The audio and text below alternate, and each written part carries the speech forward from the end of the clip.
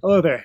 My name is Julian Falcone, and I am currently in Riobamba, Ecuador, where the country is currently protesting the end of a 4-year subsidy that allowed gas prices to be extremely cheap. People have started marching, blocking off roads, burning tires, slashing tires, pretty much keeping the country from moving agriculturally, and just all in all, having everything stop. When this started, I was at the farm, which is a couple of miles out of Riobamba. It's been really hard to get back into the city. I've tried a few times. I have a motorcycle, but every time I try, the streets are blocked off. Whenever I can get through, people tell me to stop, or they're going to slash my tires. Even on top of that, it's just dangerous at this moment to try anything. People are drunk and rowdy. All in all, it's a mess. But anyways, today is Yom Kippur, and one of my best friends has been living here in Ecuador for a while, and he might have to spend it alone, which I think is just kind of fucked up. So I decided I'm going to try to make it into the city one more time, but this time I'm going to do it without a motorized vehicle or a foot, and I'm going to do it with this guy. He's going to help me. His name's Auti. Horses love sugar. I got to give him something to keep him happy.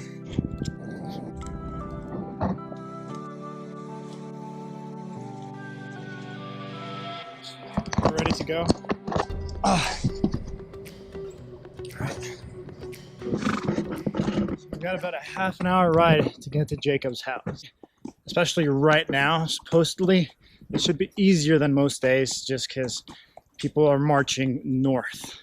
So that means that this area of town should be cleared out. But you never know. I mean, it's the kind of thing where these protests have been going on for almost a week now. And the weird thing here is that they're mandatory in some regards. Interact with with a man that lives really near this farm. His name is Gonzalo. He's a good friend of mine. He says that they are forced to protest or they're charged a fine for not protesting. So yesterday he actually had to go and camp out on the streets. So that's what they've been doing. They've been blocking off streets either with tires and lighting them on fire, or they've been chopping down trees and putting them across the streets to make sure people don't come by.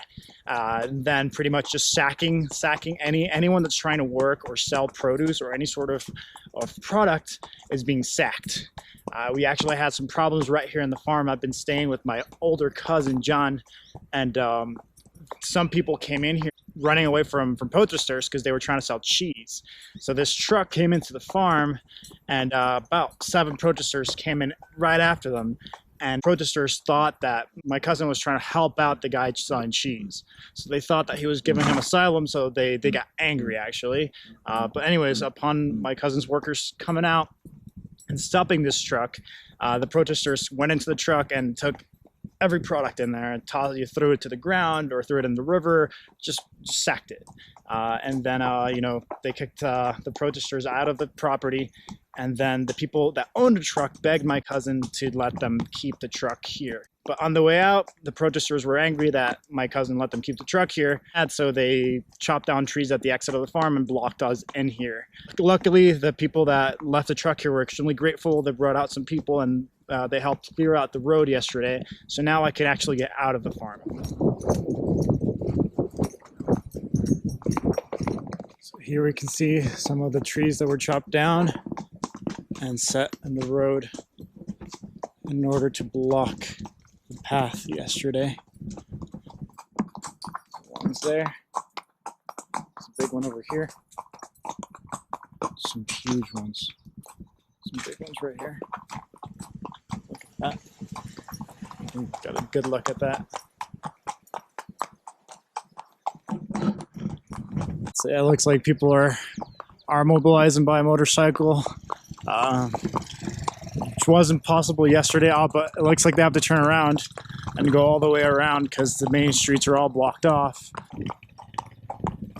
Yeah, turning around because can't get through. Buenas, si pasamos arriba, a caballo, pero ¿cómo me va a quitar el caballo? Pero puede protestar, chuta. For those that don't know Spanish, half of them were like, yeah, you can go on a horse. The other half were like, oh, they're gonna take your horse away. Definitely I've got to, you know, be extremely sympathetic towards the cause, even if I don't necessarily agree with the protests. Voicing any sort of disagreement would result in conflict. So at this point, I'm just saying that I'm taking the horse to the march. Here's another tree. Further up, there's a bunch of trash and more rocks and material put in the way to stop people from coming. And keep in mind that this is Riobamba. It's a mid-sized city here in Ecuador where things are not as bad as they are in cities like Quito or Guayaquil or Cuenca, where things are getting pretty rowdy.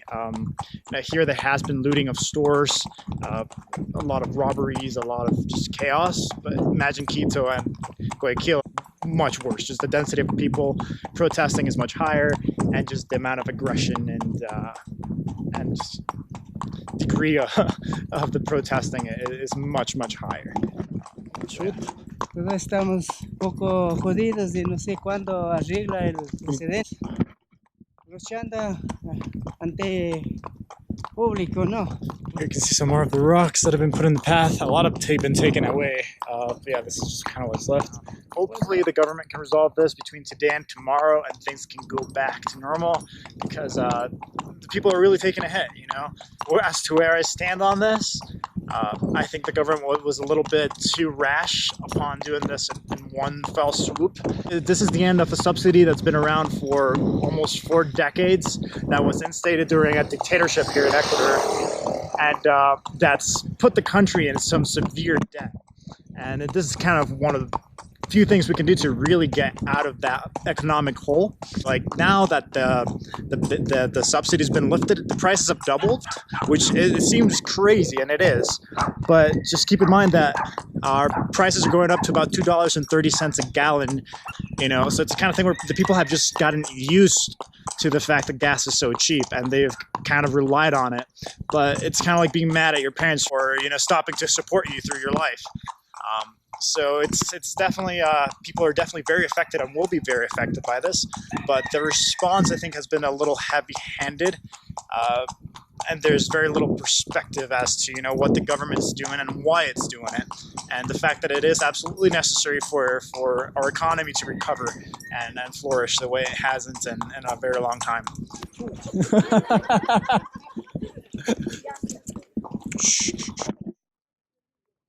Claro, está mucha gente ahorita, está asustado. Vamos.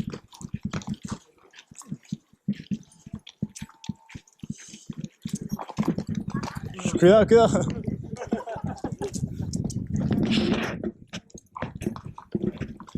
Okay, so Audrey got spooked by the amount of people around. Ya regresando.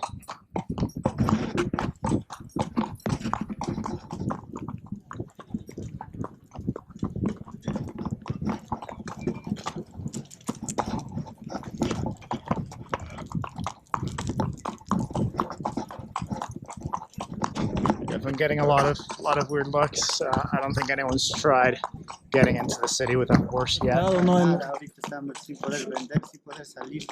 todo el mundo quiere que se acabe esto. Claro, ya que quede en paz y que se diga algo el gobierno. Claro, algo más comprensivo, ¿no? Ya para que normalice. ¿Y cuánto tiempo llevan caminando ya? Ya desde el lunes. ¿Desde el lunes van caminando? Sí, pero cada día caminamos y regresamos, caminamos. Claro. ¿Cuánto se les hace la caminata hasta acá? 3 horas. 3 horas, todos los días. Sí, todos los días. So everywhere we go, it's just more of the same, just fires. Fires and rocks. All in all, it's just, you know, this is the remnant of what it's been for the past couple of days.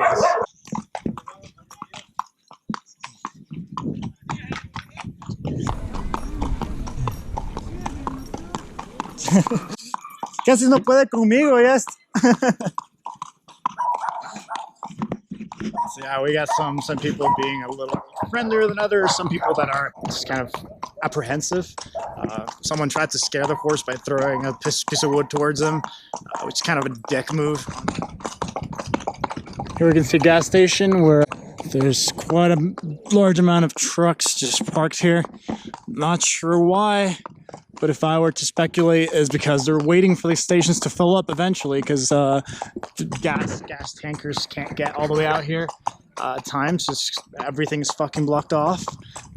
So they might just be here waiting to fill up again. Might have been the last place they stopped at, and they need somewhere to keep the cars and stuff. Here we go. We're getting to the thick of it. This is where the largest intersection is at. Got a lot of police force, a lot of fires. Definitely looks like a lot of stuff happened in the past couple days, but at the moment, it's not looking too bad. Further up is where everything's happening, but I don't need to go this way. I'm trying to go back home. That was the last bit of stuff I have to go through, and it looks like I'm free to head home now.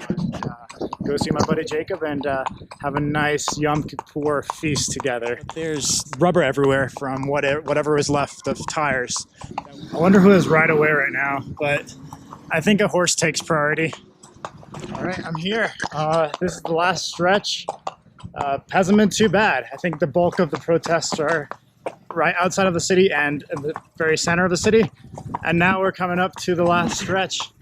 And there's my main mensch, excited to not have to spend Yom Kippur on his own. But tonight we're gonna feast.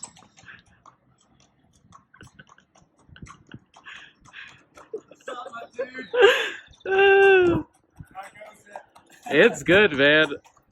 How are you?